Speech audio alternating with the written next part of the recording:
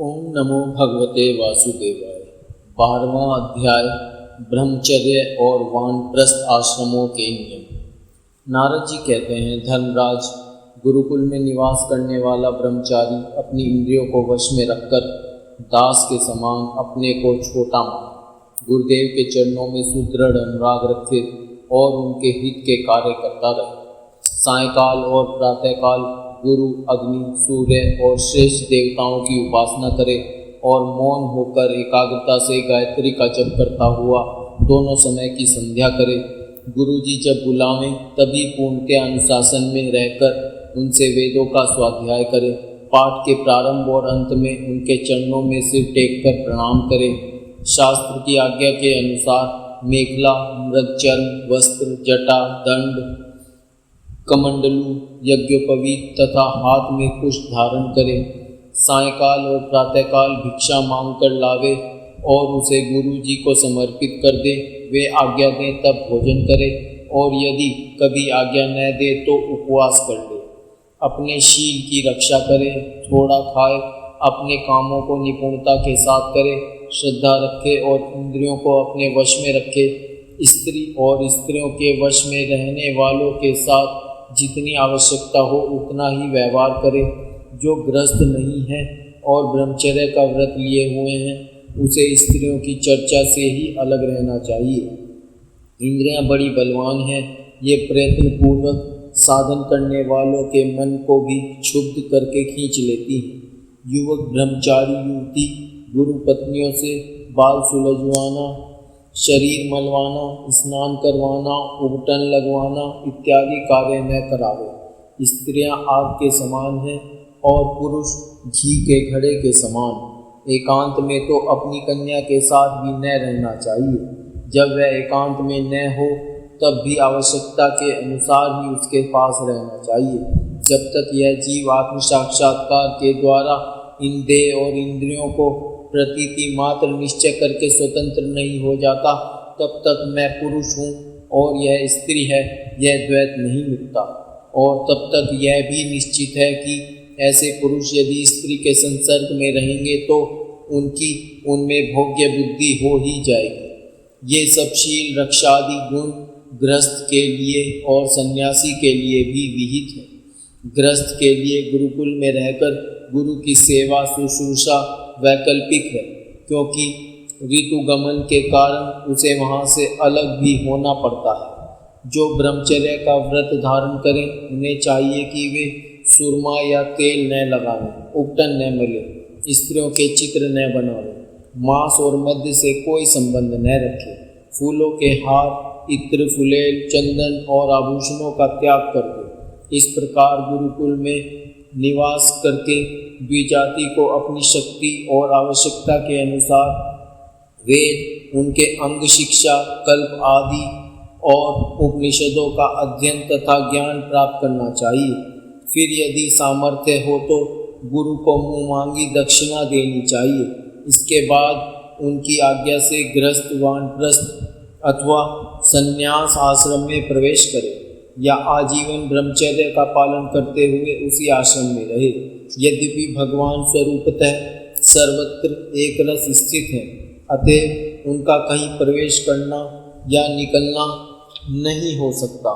फिर भी अग्नि, गुरु, आत्मा और समस्त प्राणियों में अपने आश्रित जीवों के साथ वे विशेष रूप से विराजमान हैं, इसलिए उन पर सदा दृष्टि जमी रहनी चाहिए। इस प्रकार आचरण करने वाला ब्रह्मचारी, वानप्रस्थ, सन्यासी अथवा गृहस्थ विज्ञान संपन्न होकर पर ब्रह्म तत्व का अनुभव प्राप्त कर लेता है। अब मैं ऋषियों के मतानुसार वानप्रस्थ आश्रम के नियम बतलाता हूँ। इनका आचरण करने से वानप्रस्थ आश्रमी को अनायास ही ऋषियों के लोक महलोक की प्राप्ति हो जाती है।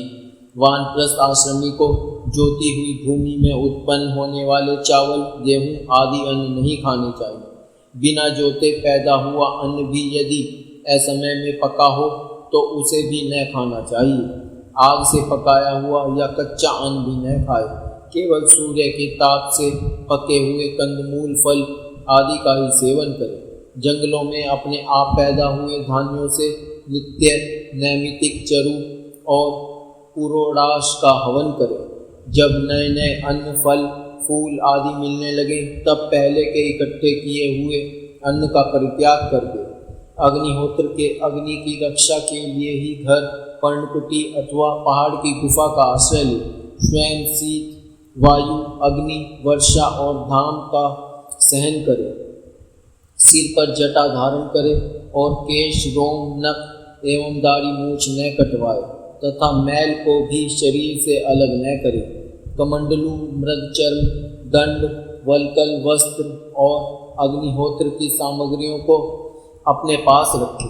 विचारवान पुरुष को चाहिए कि 12, 8, 4, 2 या 1 वर्ष तक वानप्रस्थ आश्रम के नियमों का पालन करे। ध्यान रहे कि कहीं अधिक तपस्या का क्लेश सहन करने से बुद्धि बिगड़ न जाए। वानप्रस्थी पुरुष जब रोग अथवा बुढ़ापे के कारण अपने कर्म पूरे न कर सके और वेदांत विचार करने की भी सामर्थ्य न रहे तब उसे अनशन आदि व्रत करने चाहिए।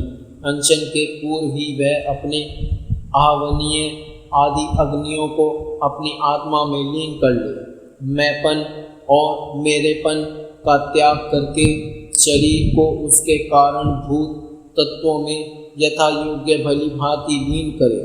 जितेंद्रिय पुरुष अपने शरीर के छिद्राकाशों को आकाश में, प्राणों को वायु में, गर्मी को अग्नि में, रक्त, कफ, पीप आदि जलीय तत्वों को जल में और हड्डी आदि ठोस वस्तुओं को पृथ्वी में लीन करे। इसी प्रकार वाणी और उसके कर्म, भाषण को उसके अधिष्ठात्र देवता अग्नि में, हाथ और उसके द्वारा होने वाले कला कौशल को इंद्र में, चरण और उसकी गति को काल स्वरूप विष्णु में, रति और उपस्थ को प्रजापति में एवं पायु और मलोत्सर्ग को उनके आश्रय के अनुसार मृत्यु में लीन कर दे।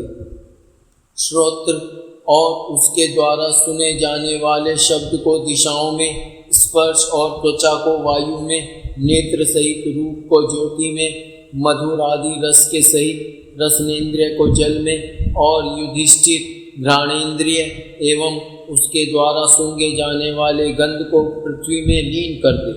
मनोरथों के साथ मन को चंद्रमा में, समझ में आने वाले पदार्थों के सहित बुद्धि को ब्रह्मा में तथा अहंता और ममता रूप क्रिया करने वाले अहंकार को उसके कर्मों के साथ रुद्र में लीन कर दे। इसी प्रकार चेतना सहित चित्त को क्षेत्रज्ञ जीव में और गुणों के कारण विकारी से प्रतीत होने वाले जीव को प्रब्रह्म में लीन कर दे। साथ ही पृथ्वी का जल में, जल का अग्नि में, अग्नि का वायु में, वायु का आकाश में, आकाश का अहंकार में, अहंकार का महत्त्व में, महत्त्व का अव्यक्त में और अव्यक्त का अविनाशी परमात्मा में लय कर दे। इस प्रकार अविनाशी परमात्मा के रूप में अवशिष्ट जो चिद्वस्तु है वह आत्मा है, वह मैं हूँ, यह जानकर अद्वितीय भाव में स्थित हो जाए। जैसे अपने आश्रय काष्ठादि के भस्म हो जाने पर अग्नि शांत होकर अपने स्वरूप में स्थित हो जाता है, वैसे ही वह भी उपरत हो जाए।